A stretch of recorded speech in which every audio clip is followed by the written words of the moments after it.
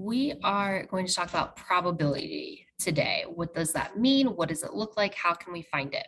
So probability is the extent, sorry guys,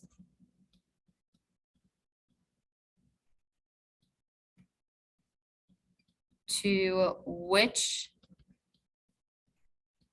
an event is likely to occur.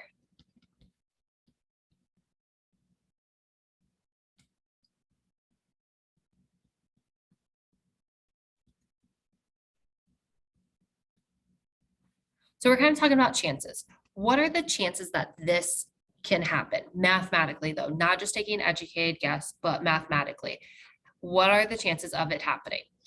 Oftentimes, the way that you're going to see this written is a big P followed by an event. And so probability is the favorable outcomes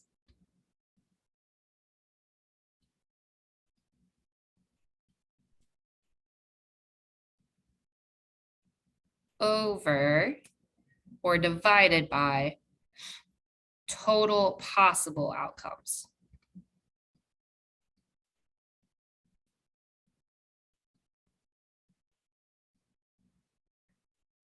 What do we want versus what's the total? Okay, and then just as a heads up, when we talk about probability, it can be written as a fraction.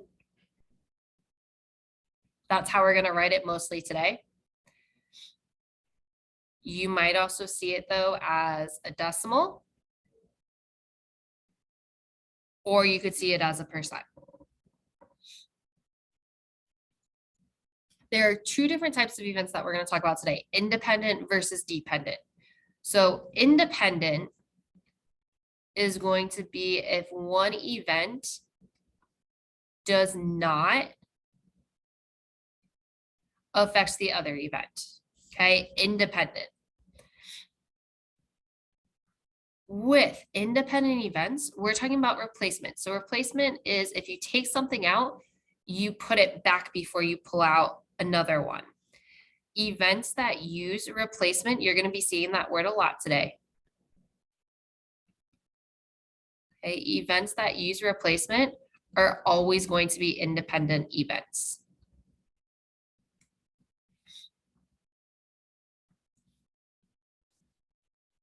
So let's start looking into some possibilities. Okay, what are the chances that we can make something happen?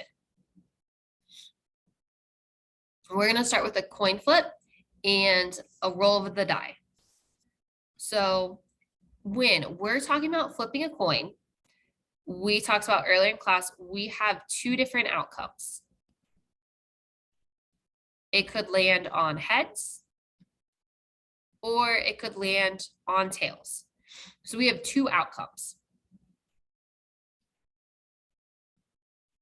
When I roll a die, okay, when you guys were doing that earlier in class, so I could land on 1 or 2 or 3 or 4 or 5 or 6. So I have 6 different outcomes for the die. Let's get more specific though. So we want to land on heads. So the chance of that happening, I have 1 chance to get heads over 2 outcomes, because it could be heads or it could be tails. So flipping a coin to get it to land on heads, there's 1 head, but there are 2 different outcomes. And rolling a 5 on a 6-sided number dice, we're going to multiply. We're going to multiply this by 1 chance to get 5 on the die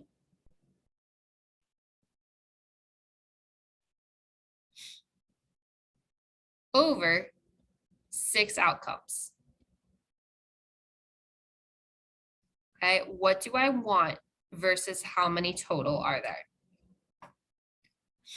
So notice though, we said that there were 2 outcomes here. That's where the 2's coming from. Okay, we said that there were 6 outcomes here. That's where the 6 is coming from. This is my total versus what do I want? So we are going to multiply 1/2 times 1/6. 1 times 1 is 1. 2 times 6 is 12. There is a 1 in 12 chance that I would get a heads and roll a 5. Mathematically, that is what the chances are.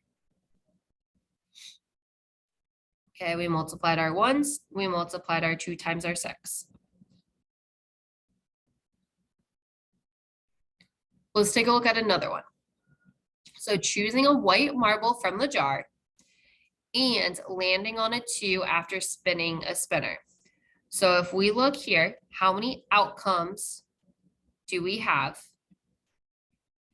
So I've got 1, 2, 3, 4, 5, 6, 7, 8, 9. There are 10 marbles in here. So I have 10 different outcomes. I have 10 marbles that I could pull out. Over here, my outcomes are 4 because I have 4 different numbers that I could be spinning. So choosing a white marble. In the bag, we have 1, 2, 3, 4 white marbles. So I have 4 white over 10 total. What do we want over the total? Times landing on a 2. 1, 2, 3, 4. There's only 1, 2.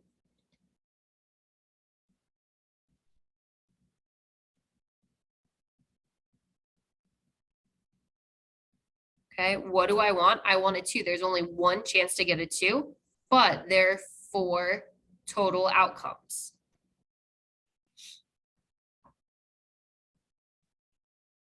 Okay, what do we want? What is my total? So 4 over 10 multiplied by 1 over 4. 4 times 1 is 4. 10 times 4 is 40. We can simplify this, so I'm going to divide both numbers by 4. And we end up with 1 over 10 chance of pulling out a white marble and landing on a 2.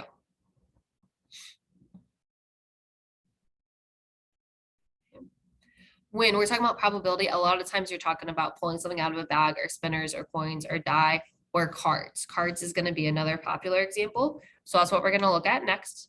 Okay, as always, guys, if you're not sure where something's coming from, please be asking. A quick note, a deck of cards. And if I'm writing this down, you should also be writing it down. So a deck of cards has 52 cards in it.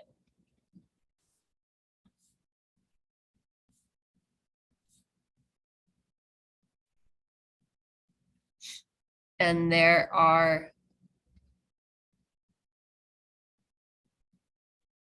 4 of each number, 4 of each type. Okay. So what's the probability of choosing a 3 from a deck of cards, replacing it, and then choosing an ace as the second card?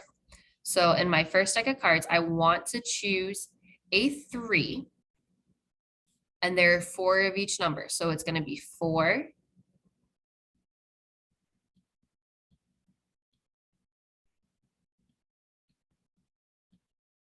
okay, what do I want? I want a 3 card. Well, there are 4 of them in the deck out of 52 cards total.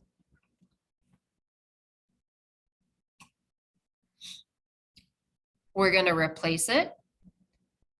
And then we want to choose an ace. So this is going to get multiplied by, there are 4 ace cards in a deck, which is what I want, divided by the total of how many cards there are.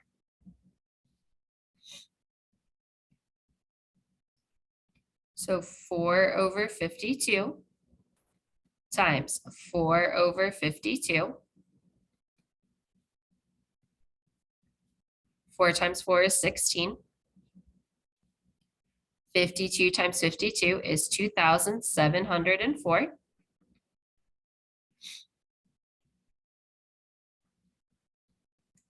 And both of these numbers can actually be simplified by 16.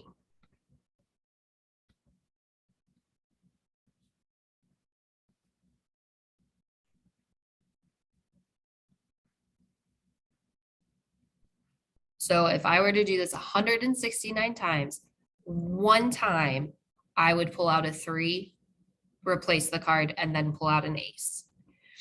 That's going to be your independent. We're going to talk about dependent. Okay. So we're going to go slightly out of order on the notes. We're going to come back to this part, so don't cross it out. We're going to come back to it. We are going to go and start talking about our dependent events. So dependent events, 2 events are dependent if one event occurs. Oops, sorry guys, occurs and affects the probability of the other event occurring. Ultimately, if the events do not use replacement, okay, if it doesn't, the card doesn't get replaced, or if the marble doesn't get replaced, then the event is going to be dependent.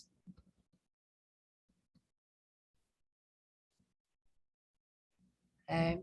This means that when you take something out,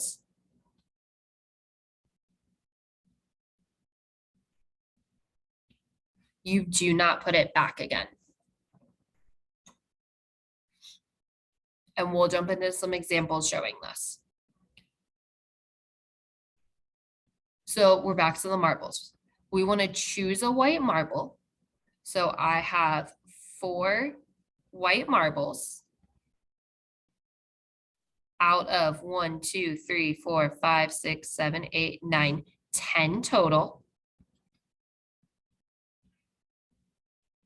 Okay. And pulling out a black marble, but we didn't replace it. So I'm going to multiply this. So I want a black marble. So if we look here, I only want the blacks. These are black and white, so those don't count. So I've got 1, 2 all black marbles. Okay, so I have 2 black marbles. Think about though, how many marbles do we have in total right now? We had 10, but we didn't replace it. So now we only have 9 marbles left. So this is what makes it a dependent event, is that we took one away. We didn't replace our first marble. So simplifying this, 4 over 10 times 2 over 9. 4 times 2 is going to get me 8. 10 times 9 is going to get me 90. These are both even numbers, so I can divide by 2.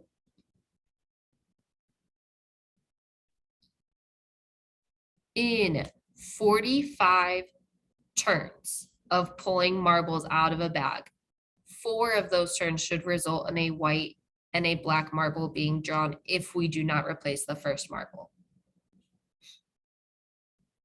Let's do one more dependent example. So choosing a king from a deck of cards. So there are 4 kings in the deck, over 52 cards in total. Okay, I have 4 kings that I could draw out of 52 cards. That is going to get multiplied by, we didn't replace it. So I tried to pull out a king, I didn't put it back, and then we want to choose another king. So at this point, we only have 3 kings left because we did not replace it. And because we did not replace it, that means we also only have 51 total cards left as well. Okay, so replacing it, this alters my answer. Okay, that's why it's dependent, because we took this card out. Well, this number now depends on the card that we took out. So simplifying this, I've got 4 over 52. It's always going to be multiply, guys, times 3 over 51. 4 times 3 is going to get me to 12.